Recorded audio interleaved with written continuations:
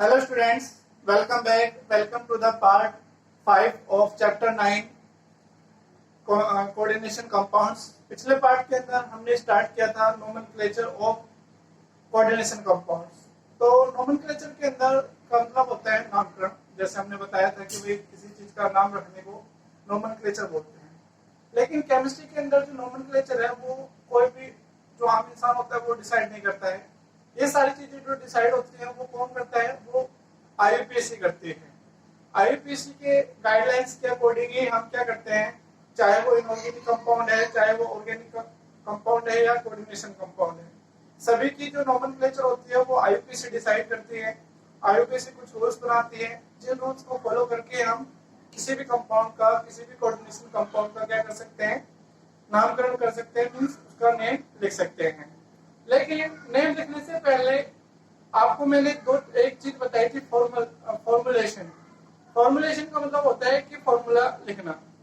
ठीक है, फॉर्मुलेशन हमने बता दिया था कि भाई पहले क्या करते हैं, पहले सेंट्रल मेटल आयन को प्लेस करते हैं, फिर लिगेंड्स को प्लेस करते हैं. लिगेंड्स के बीच में क्या होता है, कोई लिगेंड्स और मेटल आयन के बीच में कोई भी क्या नहीं होता है, स्पेस नहीं होता है. फिर हम मेटल और लिगेंड्स को तो क्या बोलते हैं, कोऑर्डिनेशन एंटाइटी बोलते हैं, जिसको हम एक स्क्वायर ब्रैकेट के अंदर क्या कर देते हैं, इनक्लोज कर देते हैं. फिर हम उसको क्या बोलते हैं, कोऑर्डिनेशन स्क्वायर बोलते हैं.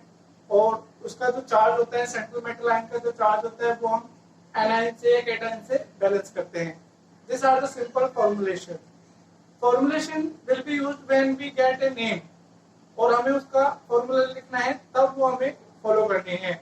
और नेक्स्ट आता है नोमेनक्लेचर. नोमेनक्लेचर में हमने बताया था कि भाई नाम लिखते टाइम जो कैटायन होता है उसका नाम पहले लिखा जाता है, चाहे वो एक सिंपल कैटायन है या कॉम्प्लेक्स कैटायन है.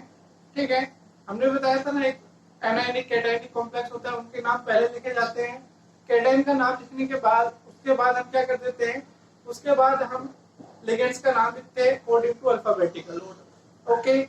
और लिगेंड्स में आपको पता है, लिगेंड्स आपके 3 टाइप के हो सकते हैं, एनायनिक, कैटायनिक एंड न्यूट्रल. ठीक है, anionic, cationic and neutral, all of these are ligands. Okay. जो लिगेंड्स होते हैं आपके 3 टाइप के हो सकते हैं, वो हम सारे नाम लिखवा चुके हैं. और जो एनायनिक लिगेंड्स होते हैं, they should be end with इटो, जैसे क्लोराइडो, आइडो, इस तरीके से क्लोराइडो. ठीक है, सल्फेटो, ओ से मीन्स जो ओ वर्ड है, that should be at last in the name of anionic ligands. Okay, and the naming of the ligand should be named first before central metal ion. Now we will talk about the if any ligands comes more than one time, means अगर कोई ligand 2 times है, अगर एक time है तो कोई बात नहीं, उसका नाम जैसे आता है वैसे लिखते हैं. अगर कोई ligands, that is rule number 4, maybe it will be 4 or 3, you will see that. Okay, अगर कोई ligand 2 टाइम्स आता है तो दैट इज डाई, 3 टाइम आता है तो ट्राई, 4 टाइम आता है तो टेट्रा, 5 टाइम आता है तो पेंटा, एंड 6 टाइम आता है तो हेक्सा. ओके. जैसे आपका आ गया सीआर कर लेते हैं इसको, सीआर NH3 का 6 positive. Now here is the 6 times, so it will be written as hexa, hexaamine, hexaamine. ठीक है, अभी हम लिगेंड के नाम तक आए हैं, तो अभी हमने हेक्सामीन ही लिखा है, बाकी हम लिख नहीं सकते क्योंकि अभी हमने आगे रूल नहीं पढ़े हैं. लेकिन ये तो आगे सिंपल लिगेंड्स के लिए, this all are for simple ligands. ठीक है, लेकिन कुछ लिगेंड्स का होते हैं, कॉम्प्लेक्स लिगेंड्स होते हैं. कॉम्प्लेक्स लिगेंड्स जैसे PH3, ट्राइफिनाइल फॉस्फीन, तो जैसे जिनके अंदर डाई ट्राई पहले से आ रहा है, this ligands are called complex ligands. ठीक है, जैसे NH2 CH2 CH2 NH2. ये क्या है, इथाइलिन डाइमीन। तो डाई वर्ड इसके आगे अंदर आ गया, ट्राई वर्ड इसके अंदर आ गया। तो इनके अंदर तो पहले ही ट्राई आ रहा है। तो अगर ये लिगेंड 2 या 3 बार आ जाते हैं तब हम इसमें डाई ट्राई लगाते हैं। तो कॉम्प्लेक्स लिगेंड्स के लिए क्या होता है, कॉम्प्लेक्स लिगेंड के लिए 2 के लिए लगाते हैं बिस, 3 के लिए लगाते हैं ट्रिस एंड 4 के लिए लगाते हैं टेट्राकिस। ठीक है, टेट्राकिस। ओके, एंड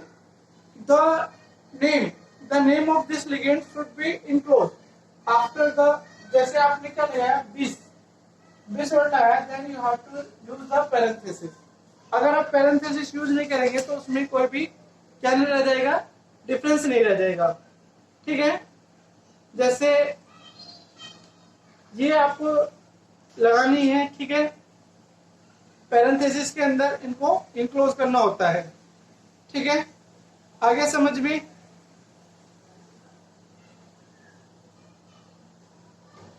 जो कॉम्प्लेक्स लिगेंड होते हैं उनका जो नाम होता है उसको हम पैरेंथेसिस में इंक्लोज करते हैं। Now we will talk about the alphabetical order. तो आफ्टर एडिंग, फिफ्थ रूल में ये है कि if we use the any number, means whenever we use the word prefix for the more than one ligands, then they will not change the order of alphabetical order। ठीक है, alphabetical order को change नहीं करते हैं। जैसे हमने लगा दिया हेक्सामीन, और यहाँ पर अगर इस तरीके का होता है NH3 Cl Cr 2 positive. Okay, यहाँ पर Cl है क्लोराइड और NH3 एमीन। तो यहाँ पर क्या है, ये 5 टाइम है, तो 5 के लिए आएगा पेंटा, तो P हो गया और वो C हो गया। तो ये नहीं है कि P आ गया तो इसका नाम बाद में, नहीं। अगर ये वर्ड आ जाते हैं तो this word does not change the alphabetical order. जो आपके लिगेंड का जो फर्स्ट लेटर होता है that is the deciding word, means वो जो लेटर होता है, first letter of the ligands will decide the alphabetical order, note this, di tri tetra bis। Okay, आगे समझ में। नेक्स्ट आता है एंडिंग ऑफ द नेम और writing means ending of the name. तो पहले तो हम बात करेंगे कि भाई जो फिफ्थ रूल आता है, ये सिक्स्थ हो गया था, fifth. Now we will talk about the sixth rule. Sixth rule के अंदर क्या होता है, सिक्स्थ रूल के अंदर होता है आपका, जैसे हम बात करते हैं कोई भी मेटल है, जो आपका कॉम्प्लेक्स मेटल है, कॉम्प्लेक्स आयन है, ये कॉम्प्लेक्स आयन है, ये 2 तरीके का हो सकता है, एनाइन एनाइनिक हो सकता है या कैटाइनिक हो सकता है। ओके, आगे समझ में, एनाइनिक हो सकता है या कैटाइनिक हो सकता है। तो अब हम इसके नेम की जो एंडिंग है वो किस तरीके से कर सकते हैं। तो अगर कैटाइनिक होता है, मीन्स जैसे ये है, इसके ऊपर पॉजिटिव चार्ज है तो कैटाइनिक कॉम्प्लेक्स हो गया। तो कैटाइनिक कॉम्प्लेक्स के लिए क्या करते हैं, सेम नेम जो होता है, name of the metal atom, जो सेंट्रल मेटल एटम होता है, same as its element name. ठीक है, जैसे क्रोमियम है तो क्रोमियम आ जाएगा, कॉपर है तो कॉपर आ जाएगा। But if it anionic then 8 word is added to the name of elements। जैसे फेरस का फेरेट हो जाएगा, ठीक है, और सिल्वर का अर्जेंटेट हो जाएगा। ये मैं बता रहा हूँ एफी के लिए, एजी के लिए, और क्यूप्रेट हो जाएगा कॉपर के लिए। ओके, और प्लेटिनम के लिए प्लेटिनेट हो जाएगा। ओके, ये you have to remember all of this name. और क्रोमेट नहीं होता, वो क्रोमिनेट होता है। ओके, प्लेटिनेट, क्रोमिनेट, कोबाल्टेट हो जाता है, एक हो जाता है कोबाल्टेट सीओ के लिए। ठीक है, और कौन सा आता है, जिंक का तो आता ही नहीं है इसमें, मोस्टली कोबाल्ट का आता है, प्लेटिनम का आता है, और आपका आयरन का आता है, टिन के लिए आता है स्टेरेट, ठीक है। स्टेनेट एसएन हो गया, ठीक है। प्लेटिनेट हो गया, ऑरेट हो गया, ऑरेट हो गया, गोल्ड के लिए। You have to remember all of this. Means अगर ये मेटल आयन एनायनिक फॉर्म में आते हैं तो उनके नाम के आगे 8 लग जाता है, 8, ठीक है। Now we will talk about the seventh rule. Seventh rule क्या होता है? Oxidation number. The oxidation number of the metal central metal ion is written in the parenthesis in Roman numbers.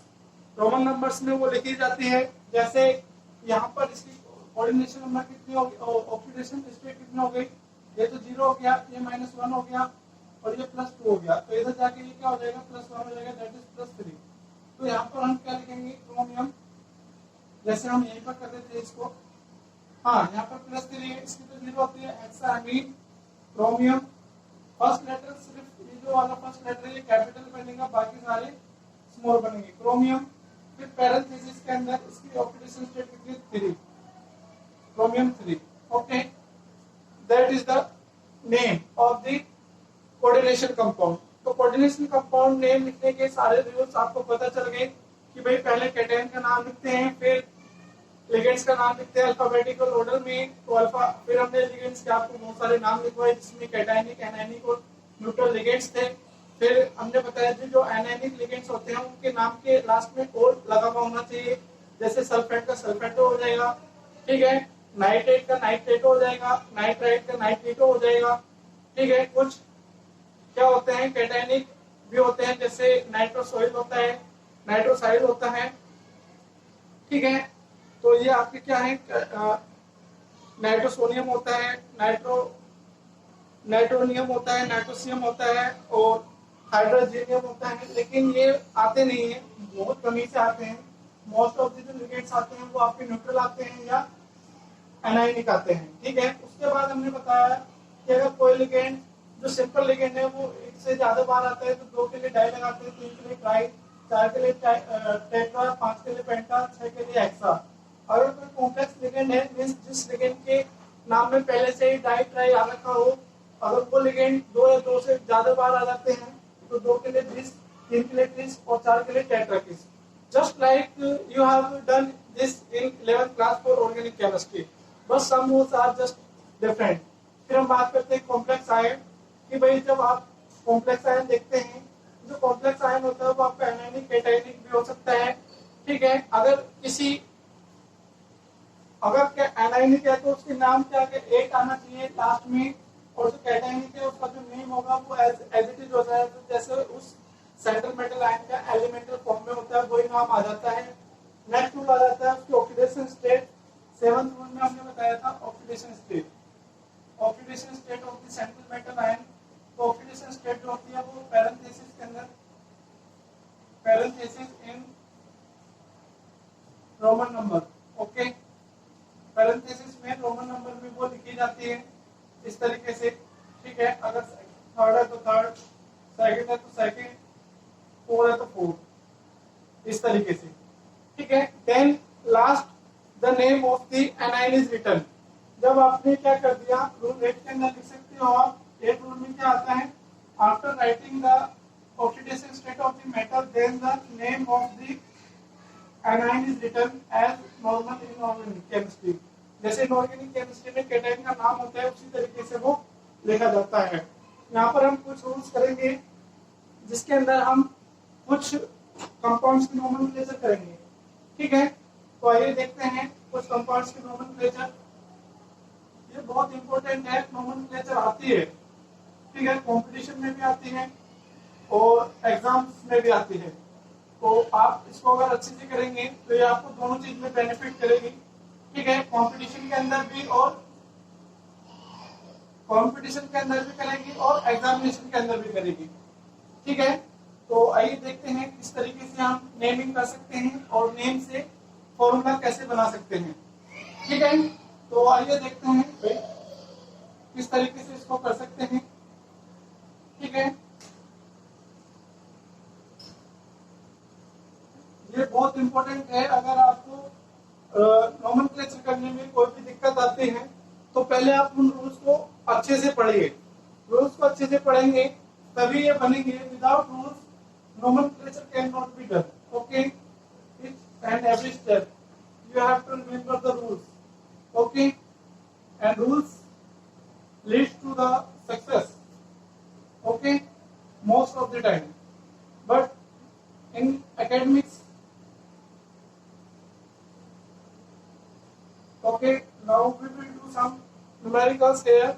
means some compounds के हम यहाँ पर क्या करेंगे, naming करेंगे. जैसे आपके पास पहला मैं एग्जांपल देता हूँ. कौन सा एग्जांपल देता हूँ? सिंपल सा एग्जांपल है आपके लोगों के पास. देखो, बुक में तो नहीं है, दूसरी बुक में देखना पड़ेगा.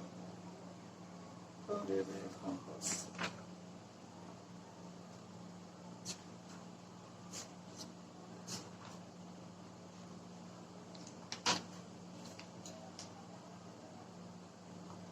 आपके पास यहाँ पर एक एग्जांपल आता है Cr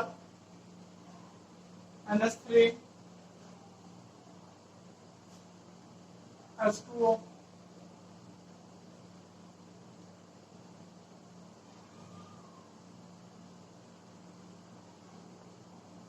CH3.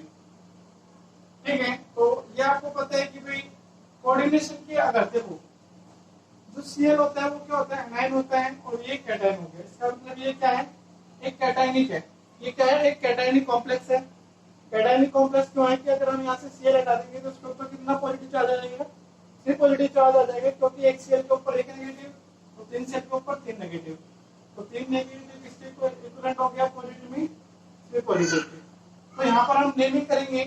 तो यहाँ पर आपके पास एक अमोनिया है, एक वाटर है. अमोनिया के लिए आता है एमीन, AMMINE, AM आया और एक क्यू आया. तो AM पहले आता है अल्फाबेटिकल ऑर्डर में, और यहाँ पर 3 है, तो यह आएगा try amine, try aqua, try amine, try aqua. फिर आता है मेटल आयन का नाम, दैट इज क्रोमियम. ठीक है, क्रोमियम क्यों लिखा, क्योंकि ये क्रोमियम ऑक्सीडेशन स्टेट कितनी है इसकी, 3, क्रोमियम 3 क्लोराइड. ठीक है, यहाँ पर जो एनाइन होता है वो चाहे एक बार हो या 2 बार हो या 3 बार हो, उसका जो सिंपल नेम होता है वो लिखना है आपको. ये नहीं कि यहाँ पर 3 है तो ट्राई क्लोराइड लिख दिया, नहीं, सिर्फ एक ही बार लिखा जाएगा, that is chloride. Okay, now we will talk about the next question. हम करेंगे यहाँ पर, ये थोड़ा टिपिकल सा लग रहा है मुझे, देखते हैं. CO, ये आपकी बुक के अंदर भी है, आप इसमें देख सकते हैं. देखो यहाँ पर दे रखा है NH CH2 NH2 का होल 2, सॉरी इसका होल 5 दे रखा है. फिर ये दे रखा है, और इसके ऊपर दे रखा है आपको कितना, 2 एंड SO4 का होल 3. तो देखो यहाँ पर 2 आ जाए और यहाँ पर 3 आ जाए, उससे कोई फर्क नहीं पड़ता है. ठीक है, इससे क्यों नहीं पड़ता है फर्क, क्योंकि this numbers are just for balancing the charge. Means इसके ऊपर क्या रहा होगा, इसके ऊपर 3 पॉजिटिव और इसके ऊपर 2 नेगेटिव रहा होगा. 3 दूनी 6, 6 पॉजिटिव हो गया, 3 दूनी 6 -6 हो गया. तो ये सिर्फ चार्ज को बैलेंस करने के लिए है. तो कभी भी अगर इस तरीके से कोई आ जाता है तो आपको उसमें मतलब घबराने की जरूरत नहीं है. आपको सिर्फ ये देखना है कि भी कैटायन है और एनायन है. तो इसके ऊपर कैटायन है, इसके ऊपर 3 पॉजिटिव चार्ज हो गया. तो ये क्या है आपका इथाइलिन, इथेन 1,2 डाइएमीन. ठीक है, इथाइलिन डाइएमीन भी देख सकते हैं, इथेन 1,2 डाइएमीन. और ये कितनी बार है, 3 टाइम है. तो 3 टाइम के लिए हमने बताया था. और ये कॉम्प्लेक्स है, कॉम्प्लेक्स लिगेंड है, तो क्या आएगा, ट्विस. ठीक है, इसके बाद ऐसे इथेन 1,2 डाइएमीन, 1,2 डाइएमीन. यहाँ पर जो एमीन, ये वाला जो एमीन है उसमें एक एम आता है, और ये वाला जो अमोनिया उसमें डबल एम आता है. ये आपको याद रखना है. ठीक है, कि जो ये वाला एमीन होता है, अमोनिया होता है, उसमें डबल एम आता है. और ये आपका ऑर्गेनिक केमिस्ट्री वाला एमीन है, तो इसमें एक एम आया. ये आपका इनऑर्गेनिक वाला है, तो ये अमोनिया के लिए एमीन है. तो अगर एमीन वर्ड है वो अमोनिया के लिए आ रहा है तो डबल एम आता है, और जो अगर एक एम आ रहा है तो वो किसके लिए आया, NH2 के लिए आया है. ठीक है, एमीन, कोबाल्ट, थर्ड ठीक है, सल्फेट, इस तरीके से। ठीक है, यही आपका यहाँ पर लिखा हुआ है। और यहाँ पर चाहो तो आप नेम में क्या कर सकते हैं, चेंज कर सकते हैं। यहाँ पर आपके और भी नाम है इसी तरीके से, जैसे मैं अभी यहाँ पर लिखता हूँ आपको K2ZnO4 2। तो यहाँ पर कैटायन फर्स्ट आ गया, इसका मतलब क्या है, ये क्या है यहाँ पर इसका जो नाम है, यहाँ पर ये क्या आएगा, नेगेटिव में आएगा। ठीक है, तो ये किस तरीके से आएगा भाई आपका,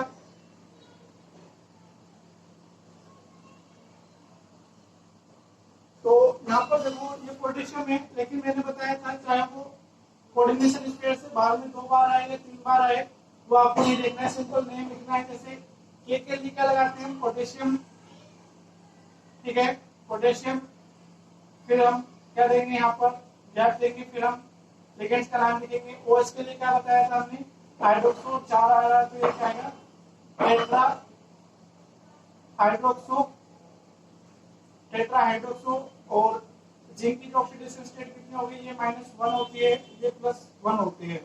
तो 2 × 1 + x + 4 × -1 = 0, 2 + x - 4 = 0, x कितना आ जाएगा, +2। और जिंक की ऑक्सीडेशन स्टेट हमेशा +2 होती है। तो जिंकेट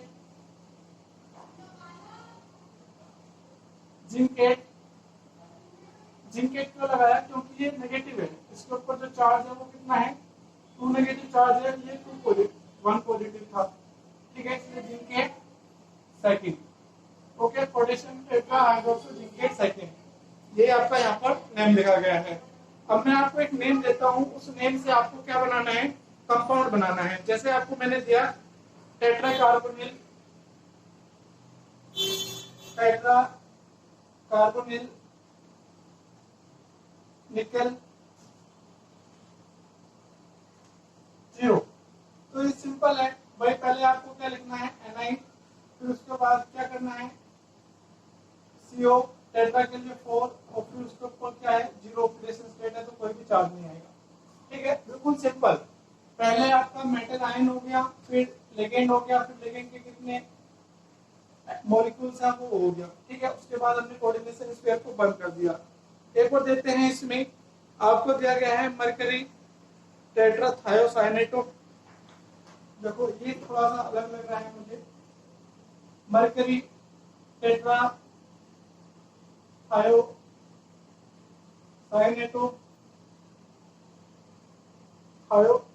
टेट्राथायोसाइनेटो कोबाल्टेट 3, कोबाल्टेट 3। ठीक है, कोबाल्टेट आ गया, इसका मतलब क्या है कि ये एनायनिक कॉम्प्लेक्स बनाएगा। ठीक है, एनायनिक कॉम्प्लेक्स बनाएगा, तो इसमें क्या है, जो मरकरी होता है उसकी जो ऑक्सीडेशन स्टेट होती है वो +1 होती है, तो ये आएगा Hg।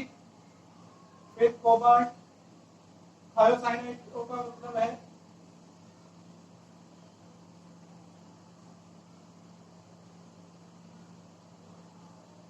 CnS होता है, या SCN होता है, सॉरी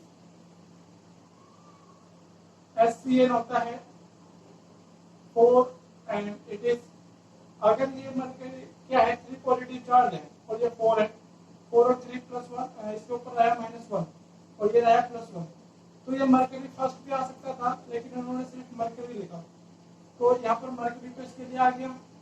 फिर उसके बाद कोबाल्टेट आ गया, फिर टेट्रा थायोसाइनेटो का फॉर्मूला ये हो गया, टेट्रा का चार्ज ये हो गया, that is mercury cobalt tetrathiocyanato cobalt 3।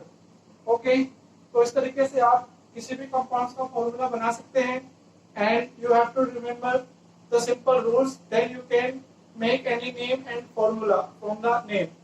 Okay, तो आज के लिए सिर्फ इतना ही। अगर ये वीडियो आपको अच्छी लगी हो तो इसको लाइक कीजिए, शेयर कीजिए। अगर आपने चैनल सब्सक्राइब नहीं किया है तो उसको सब्सक्राइब कीजिए, ताकि आपको इसी तरीके से टॉपिक वाइज वीडियोस मिलती रहे। ठीक है, अपने घर पर रहिए, सेफ रहिए, कीप स्टडिंग। Thank you.